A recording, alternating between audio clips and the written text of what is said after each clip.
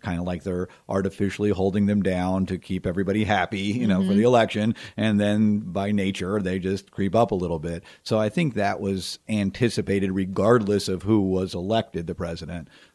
The major changes that people are maybe hoping for, I am anyway, the Consumer Finance Protection Bureau, or the CFPB, and all its many regulations that has been in effect for a little over a year now, or a couple of years, there's some questions and issues with it, and I think some of us in the industry are hoping there will be revamping of that. Right. But per the Mortgage Broker Association president, sounds like that's not high on President-elect Trump's menu right now. Is that what That's you're hearing? kind of what I got out of it as well. Yes. So it probably will be a lot of status quo, but status quo is not bad. No, The market has been good. Well. Yeah. So for those of you who are looking to make a move, Carolyn, why don't you tell us again? You talk of a 1/4 point increase right now.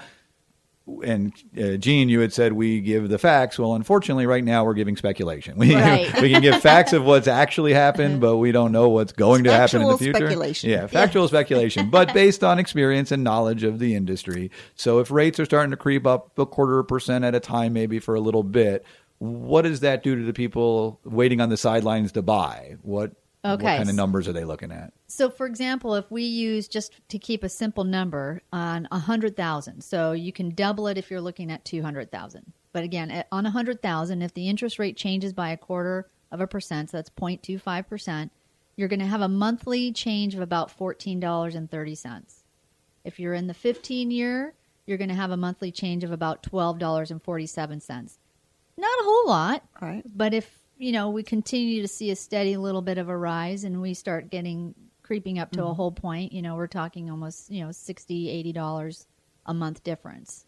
And that's per 100,000. So suddenly, exactly, if you're doubling. 300,000, you're looking at almost $180, $200 a month difference, which for those who are looking to buy a home, $200 a month can make a difference. It can lower your buying power. So that's one of the things that I anticipate. And again, this is purely speculation for those of you who are listening. Right. And if you're listening on an archive and it's anytime, say, after March or April of 2017, we're here in November of 2016 right now, you'll know whether I was right or not. But my estimation is that rates will start to go up a little bit, which will affect buyers' buying power because they won't be able to pay as much. But sellers tend to be slow to adjust to that. So a seller who thought they were going to be able to sell their house for $200,000, and that might have been what it was worth, as rates go up, that affects their ability to sell it at that number, or at least it lessens the pool of buyers. So, and sellers tend to be slow. So you might start seeing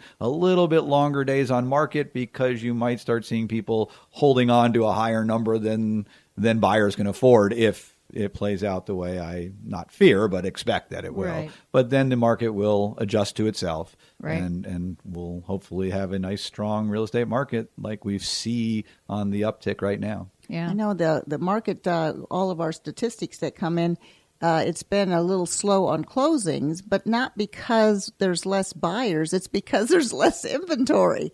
So we still have the price of homes have been going up steadily from 1% to 3%, but the closing themselves have gone down last month. But it was because we didn't have any inventory. Right. So you can't sell what you don't have. Yes. Yeah. But I always thought around the first of the year, after the first of the year, it's always seemed to be the practice that I've always seen mortgage rates kind of fluctuate a little bit after the first anyway. It's always some kind of a new year, let's test the market type of thing. But I think we're good now. Now, a lot of the mortgages that you can present to our listening audience, you can actually lock in a rate now, correct, for 30 days or something, but then offer them a lower rate if it comes to fruition? Most lenders offer what's called a float down option. So the normal locking period is 45 days, 30 days to 45 days. I always like to comfortably do 45 days. Anything over and above that's going to kind of cost the consumer. But you could do a 60-day lock or a 90-day, but it costs a little bit extra to secure that particular interest rate. If you're locked in at a period of time and the rates improve during that time frame, you can do what's called a float down. it costs you money, but sometimes what we do is we do the math, because we're going to do the math and let you know whether it's worth exercising that option or not exercising that option. So just to clarify to our listeners, when you speak of a rate lock, you're basically saying, I'm applying for the loan today and the interest rates today are 4%. And so I want to secure that 4%. I'm afraid they're going to go up, and I'm willing to pay some fee to confirm that no matter what happens for the next 45 days, I get 4%.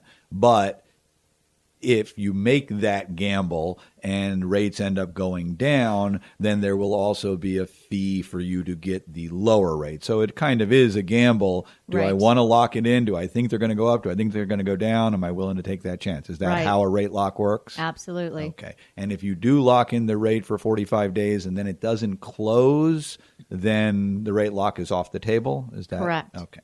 Yep. Very good. Well, thank you. It typically stays with the property. And again, just every lender is a little different. Sometimes the rate lock follows the borrower. So if a property does fall through or it doesn't close and they find a different house for whatever reason, maybe an inspection, but the majority of them, the lock stays with the actual property that they locked in with. Well, today is November the 21st, so just to let you know, we're coming up on the holidays. This was always an interesting time of year to try to close on a real estate because normally you can do 30 to 45 days is all we really need for a mortgage. Right. But when we start getting into November with the Thanksgiving Day long weekends, and then you've got the Christmas and the different holidays that occur in December, and then the 1st of the January, you really only have about 20 days now, 6 or 8 weeks of, for closings. I mean, there's just so many holidays, and a lot of surveyors and appraisers take a week off between the holidays and New Year's, and trying to get, and people want to close before the end of the year. And to add to that, Jean, I will tell you again, over the 30 years of my practice, the end of the year, there is always a crush. Everybody puts in their contract, we must close by the end of the year. And there are some financial and other reasons for doing that, homestead exemptions and other matters that come into play. But usually it's just kind of a psychological, or maybe, again, there could be tax issues or things of that nature. But it's sort of a psychological, we want to close by the end of the year. And often it's not really significant. Sometimes yes, sometimes no. But psychologically, everybody pushes, and it gets to be tough, as you say. That people take vacations, so there's staffing issues. And when a bank all of a sudden has 30 closings on December 31st, it gets to be tough. I mean, in one office, right? I don't in one day, so it gets to be tough. So those of you who are thinking about trying to buy or close on something, make sure you're staying on top of it and getting your mortgage broker or your title company or your attorney or your realtor any information they ask for quickly. Because if you get closer to that end of the year, especially, as the prior alluded to, CFPB, with the various disclosures that are required, pre-closing disclosures. You have, again, I don't want to get into the CFPB right now, but there's a 3-day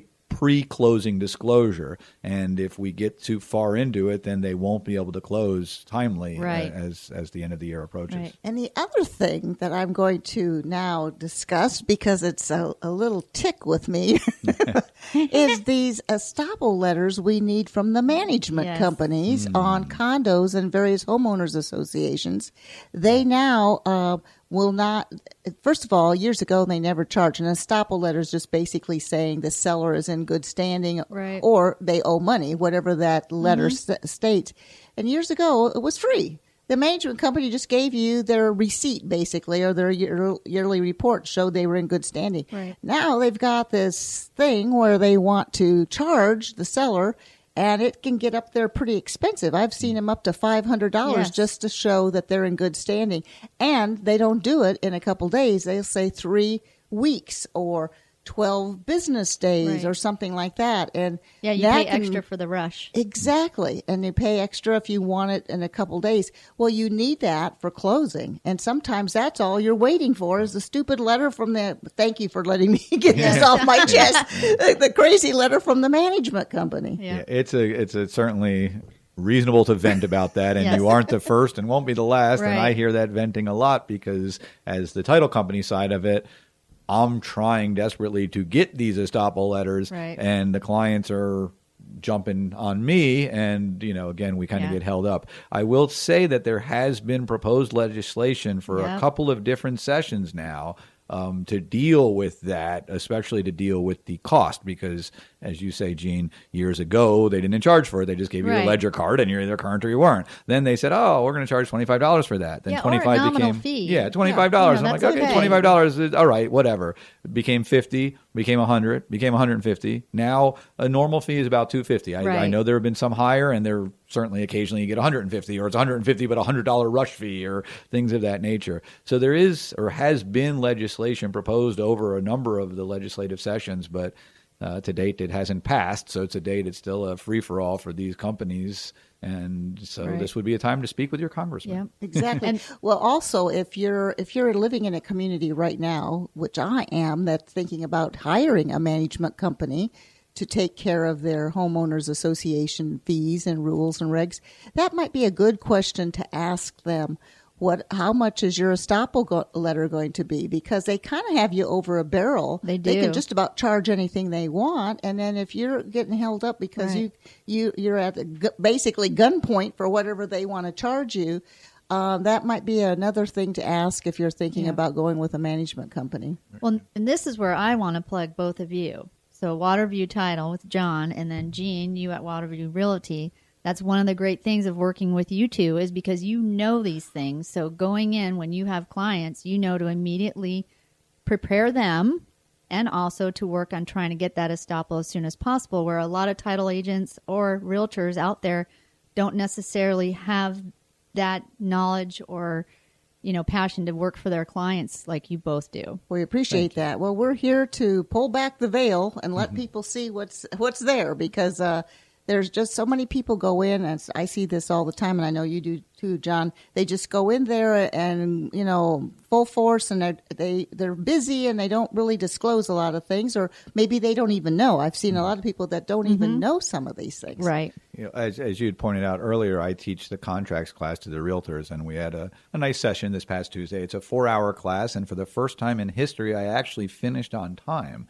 I looked down at my clock, and it was 12:58, and I'm like, wow, I made it. So even though it seems like 4 hours would be a long time, it takes more than that usually for me to get through the contract class. But the thing that I emphasize at the class, and I'm teaching realtors, so hopefully the realtors are now passing this on to their clients, are the time frames. In every contract, time is of the essence, which means if you have a time frame, you need to abide by that. Well, again, as we're discussing, these management companies aren't bound by the time frames, but you as a buyer or seller may be. So it's very important when you receive a contract. Again, I'm putting on my title company hat now. When I receive a contract, to make a note of all of the time frames and make sure that all of the parties are aware, okay, this needs to be done by this date. Carolyn, you see this all the time, the loan application. You have to apply. The standard contract says 5 days. You have to apply for the loan within 5 days, and then you have, again, the standard contract's either 30 or 45 days to get approved. So you can't dawdle on that because, Carolyn, you can speak to this. It takes a little bit of time to get these loans approved nowadays. Absolutely, absolutely. Well, while we have just another minute or so left, Carolyn Wolf, Certified Mortgage Planners, give us your contact information once again. Okay, and my NMLS number for licensing is 268-538. Best way to reach me is my cell phone at 321-795-9103. And our website is www.floridalendingpro.com.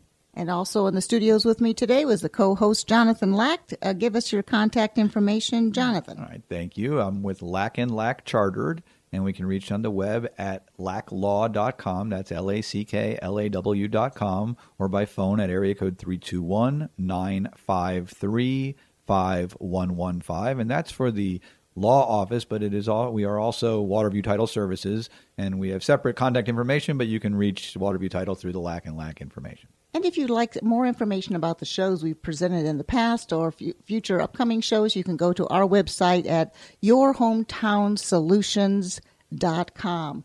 And I think we'll post something about the Florida's hardest hit on that today, too. So if anyone missed your phone numbers, and he can also get don't that. forget on Friday, December 2nd at the Goodwill Industries, there's a free workshop for the hardest hit program. The hardest hit program, you need to know more about that. If you're having a little trouble with your mortgage payments or you're a little short on a job situation right now, and we'll